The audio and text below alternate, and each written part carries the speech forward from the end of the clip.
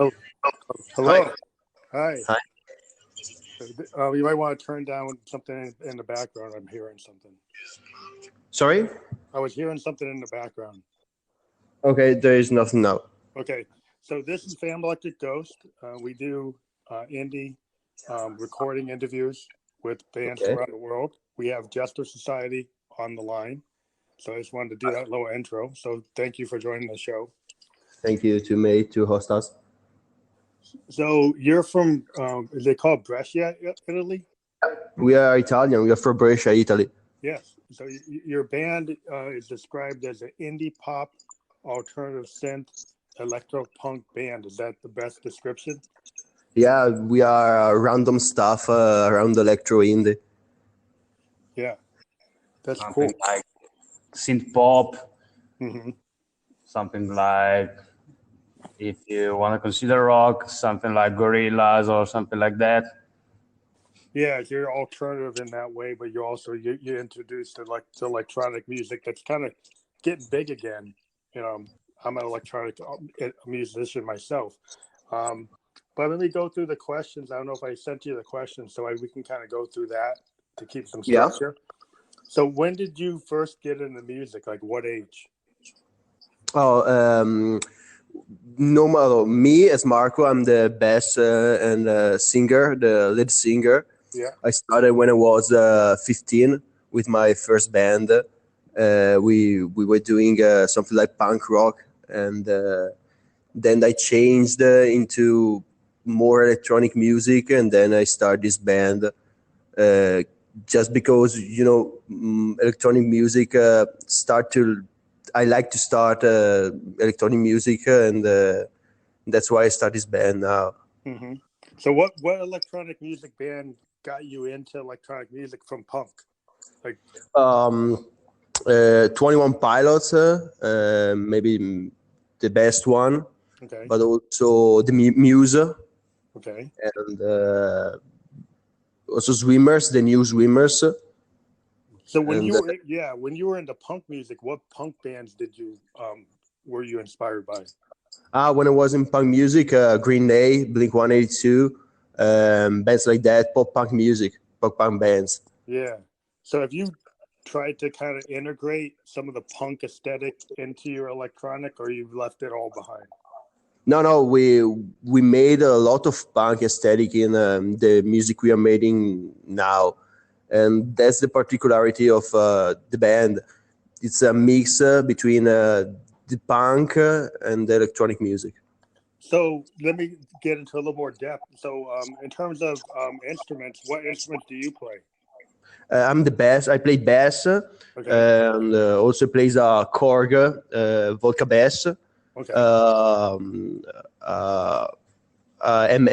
MA audio keyboard, Okay. and then an iPad with GarageBand synth. Mm-hmm. So you do a lot of recording with GarageBand. You use the audio. Yeah, the yeah, audio. we use it for pre-production, and then also in live sets we use the iPad.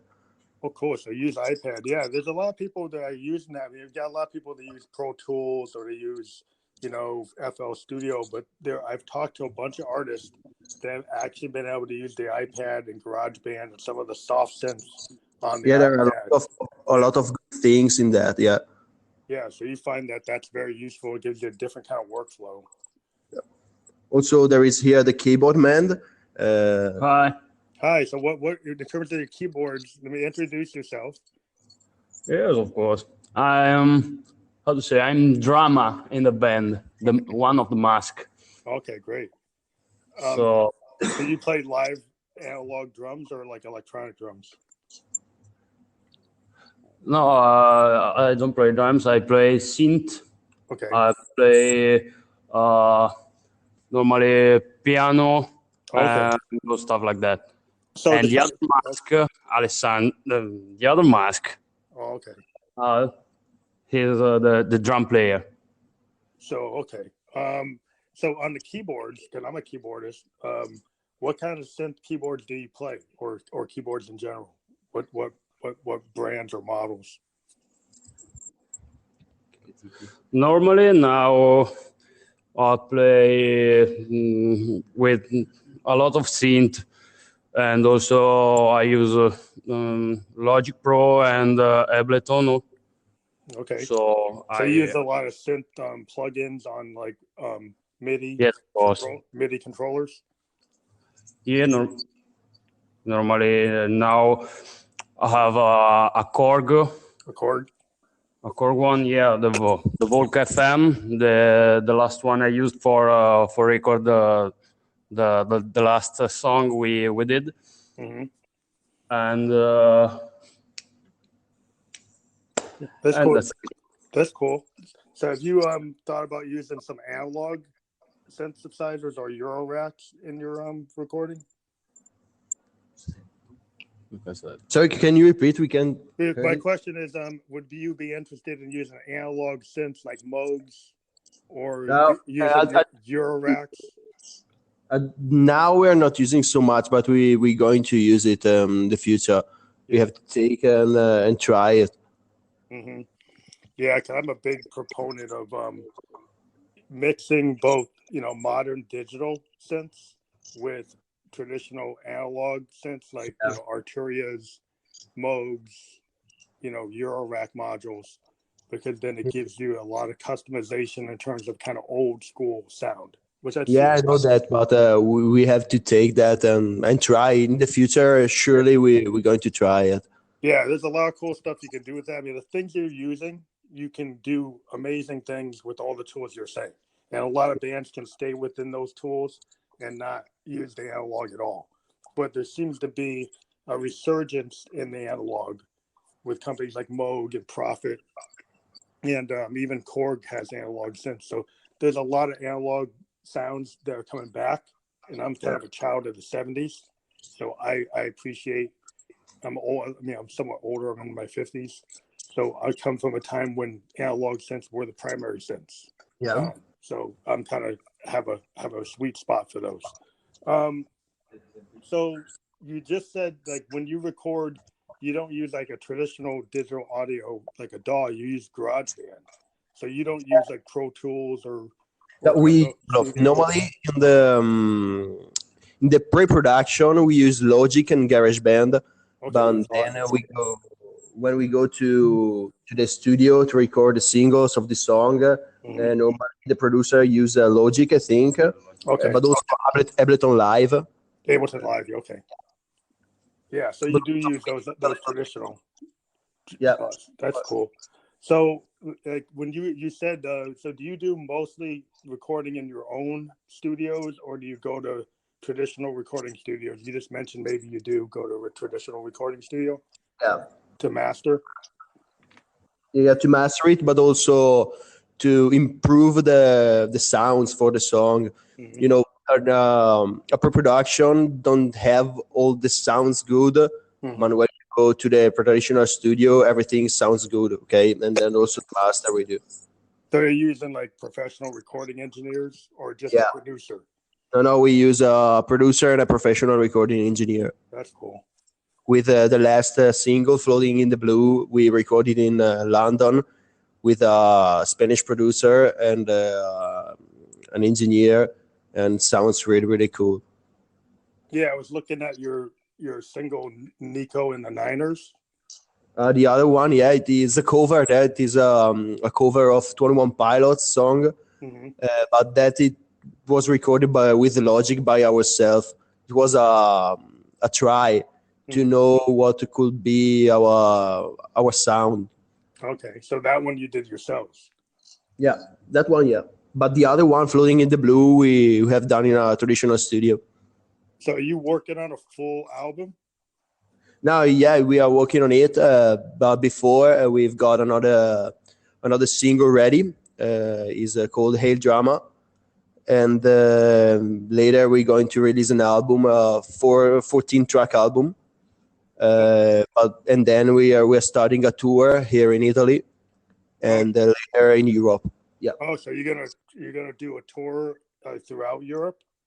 Yeah, maybe in I think this summer, around Europe, UK, Germany, France, also Russia. Maybe we are organizing it. So are you going to be on the festival circuit or more on the club circuit? But we prefer clubs because it's smaller, and we are in touch with people. Is better for us. So you like dealing with like what 300-400 size crowd rather than the big festival crowds? Yeah. Because because you feel that you can get in, the audience is more intimate and you can get a reaction better. Yeah, that's why. Yeah. Because yeah. So like do you have to like have like for your rigs that you bring on stage, do you have to have roadies or you're able to set everything up yourself? No, we take everything by ourselves. We got a minibus, and we do everything with it. We go around with it. Oh, cool. So do you when you do a show, how much time does a venue give you to set up your equipment? But normally, quanto ci mettiamo? Normally half an hour. Half hour? Yeah. Yeah. So you're a traditional band that actually has to do a sound check. Not like some of these bands today that are really more like DJs and hip hop guys that will just bring a laptop and they can be immediately set up. You still have to kind of go through the setup of your drums and we have to set up everything, also the keyboards, the bass, the guitar, and I'm the same way. I have road cases. I'm a one-man band, but I have to set myself up. I'll bring a guy to help me. But yeah, I mean, some clubs in the U.S. are not used to seeing people run things like that. They typically would think that I'm a DJ and think that I don't need a half hour, but I need a half hour just like you guys. surely. Because like I'm bringing a whole rig, with road cases, and that's not like. I've seen your stuff over there, a lot of stuff. So it's people don't seem to just because you're an electronic artist doesn't mean you're just using a laptop, or an iPad. So you actually have synths or keyboards or drummers or guitar players and bass players. So you actually are a little bit more, like a traditional rock and roll band, which a lot of clubs, would give you enough time to do that.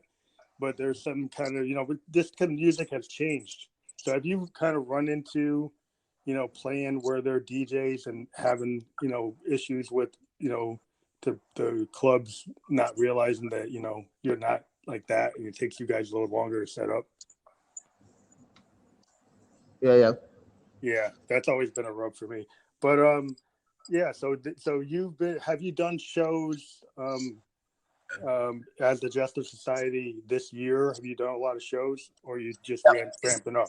Here we did 3 shows with the new with the new setup of the band. Yeah. But we are looking forward to do more shows. Yeah, that's cool. So have you thought about collaborating with other bands, or are you just focusing on we did on your own stuff? No, we did with the last single with the American MC Isaac B and the Orbalist. With the Orbalist, the producer is London based. Mm-hmm. So are you thinking that you're going to do more of that, or does your album have more like features or guests on it? No, we are going to do more, surely, because we're going to do more stuff with other people to improve also our genre, because it's a mix, our genre. So it's better if we do with other people from other genres. So that's why. Yeah, because that would be really cool if you were able, because you have those punk aesthetic, that if you actually had like a punk band like collaborate with you, or have like an EDM DJ or EDM artist collaborate with you guys, that would like fit within what you're doing, because you have the multi-genre band, so you're in a lot of different areas, and so I think that's cool. I think even like jazz, that's what we are pointing to. Yeah, I think even jazz would be cool. I think jazz and hip hop would really integrate. We didn't think about it, but it could be a cool idea.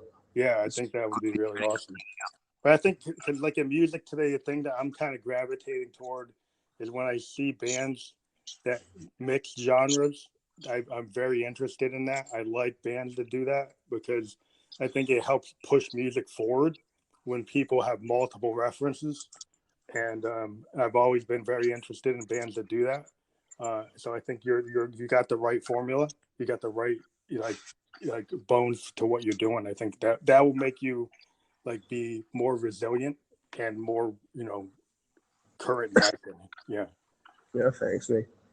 So yeah. So what are your thoughts on the way the music industry works, like streaming and vinyl and just the way radio is today? How do you feel what's the best way to reach your audience? Well, about streaming services, there are good points and bad points. Good points are that you can reach everyone around the world, and that's why also we have an audience abroad from Italy. We have a big audience in the States and in UK, and but there is a bad point that is that there are not so much money for bands. Yeah. Um, Yeah, I think the days of when you a 99-cent download on iTunes, you would get a lot of that money. It depends on how you put it out. If you put it out, you'll get a lot of that. With streaming, you get like less than pennies. It takes a lot of streams. You have to be a major to really make money on streaming. It's more like radio.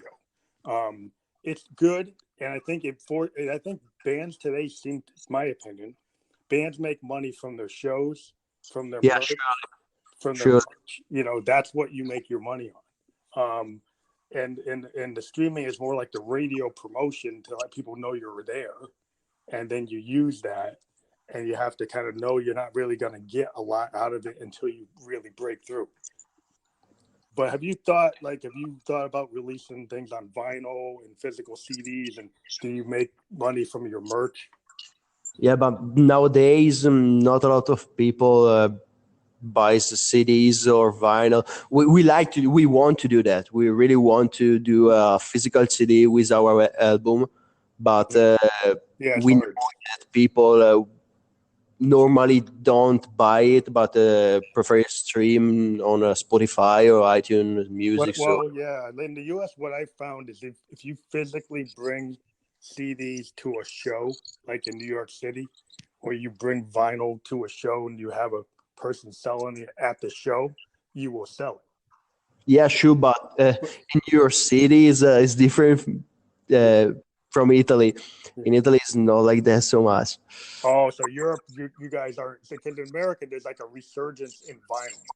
So there's a lot of kids, like if you do a show in New York and you have a vinyl, and you have even a 45 or you have a 78 or even a 33. If you have your album in that form, people will buy it, and they'll spend $20, $25, $30. But maybe in Europe, that's not the case. But around here, they really seem to be into it. Okay, we didn't know about that. So if we come to New York, we want to make also vinyls, yeah? Yeah, I mean, if you bring like 100 copies or 150 copies, I mean, you find a way to make it, that many and be profitable. Then like the key to vinyl is you do it in low micro batches. You find companies that will produce it at a reasonable price, and if you have such a small volume, you kind of wait for the demand to go back up, and then you run another 150. I mean, it's not like you're going to make tons of money, but it gives your fans like collector's items, and it gives you something to bring to a show. And if you're doing small clubs and stuff, it's kind of cool. So you have something that you can give your fans, and eventually, it will drive, you to maybe make a CD once you make enough profit doing that.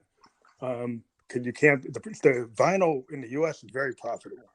So a lot of bands are switching to that format. Yeah, but we've seen also in UK, but in Italy at the time is not so popular. That's a problem, But yeah, I guess you guys have really bought into the electronic streaming more. And maybe in America there's like a romanticism about vinyl, and so vinyl has record stores have tons of vinyl now. Record stores have come back in the U.S. with vinyl.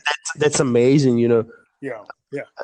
I love to play music on vinyl. So So I think it's great because I grew up. I'm 50. I grew up listening to Led Zeppelin and Rush and Yes and Jimi Hendrix on vinyl. That's what I would. And I remember that vinyl. One thing about vinyl that I remember was it made you listen to a band's entire album because you had to sit down, and once you turned it on, you weren't going to skip. So I think what's cool about vinyl for an artist and their fans is if you do an album and it has a theme, people who listen to your music on vinyl actually listen to it all the way. Unlike on streaming where they'll kind of pick and choose.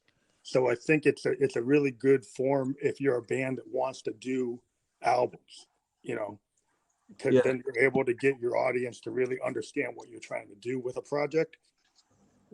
So it's a cool thing to think about, but it's maybe not so big where you guys are.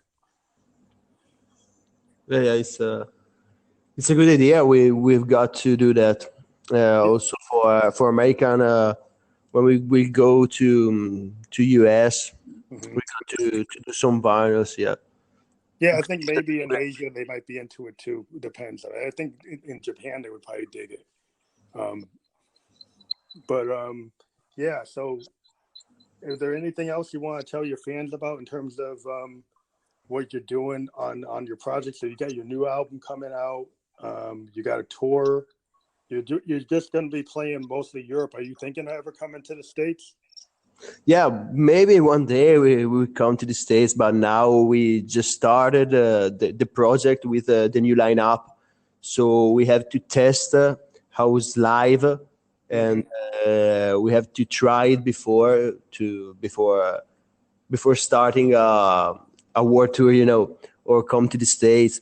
But we really want to say thanks to all the guys that's listening us from the States, because for us that we come from a little, really really little town in Italy, being listened to people from the States, but really a lot of people from the States, it's amazing. It's Instagram is really great for musicians. I've been using Instagram. Yeah, we are using it. It's that's one of the ways we reach the fans. That's what I was going to say, because I've been able to talk to a lot of bands from other countries. I talked to the Muted from London and some other bands from Canada, people in Berlin, in Sweden and Netherlands. And it's because on Instagram seems to be a community of musicians. There's a lot of models and actresses and stuff, but there are a lot of musicians on Instagram. And most of my guests come from me, looking at all the indie musicians on Instagram and, reaching out to them and seeing if they wanted, have an interest. And it's been a good bridge, because I think as musicians and, producers, it's always good to hear what other people are doing around the world. And, a lot American music, our delivery systems, our radio is not that great. It's kind of boring. And so we found that social media, the SoundClouds of the world, the Fanburst, Instagram, YouTube, this is where all the new music is happening, and where different, bands from around the world, like your band, are you can find them where you might not find you on the radio, but we can find you there. And I think that's really the future of music, is really people like yourselves, having the guts to say they want to do what they want to do. They have an idea, they have a feel for what they want to create. And then you go out and do it. And then the audience, finds you. And I think that's great. That's the one good thing about, I think, social media and streaming, is it allows people to find bands from all over the world. And I appreciate that you guys are doing what you're doing. And, Thanks. I want to support you guys. So, like, in the future, when your album comes out, if you want to come on the show and talk about it again, surely, mate, in detail, we'll love to have you come on. That would be great. Really, really thanks so much. So thanks for everything. Here in Italy at the moment is 2 a.m. So we stayed up for this. So we're gonna publish your this podcast tonight within the next half hour. It's gonna go out to Spotify, Apple, Anchor, Stitcher, Google. It goes out to 10 different platforms. I Cool. will give you about 5 of them. I'll just send you as they get published. But tonight you will be on Spotify, you will be on Apple.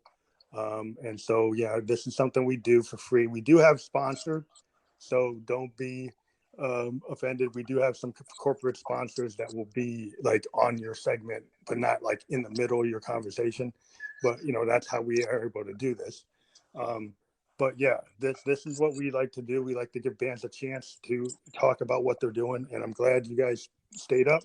So get some rest, and I'll send the links through your Instagram as they get available. And, you know, keep on doing what you're doing. We will talk to you when you guys are ready again. And thank you for coming on.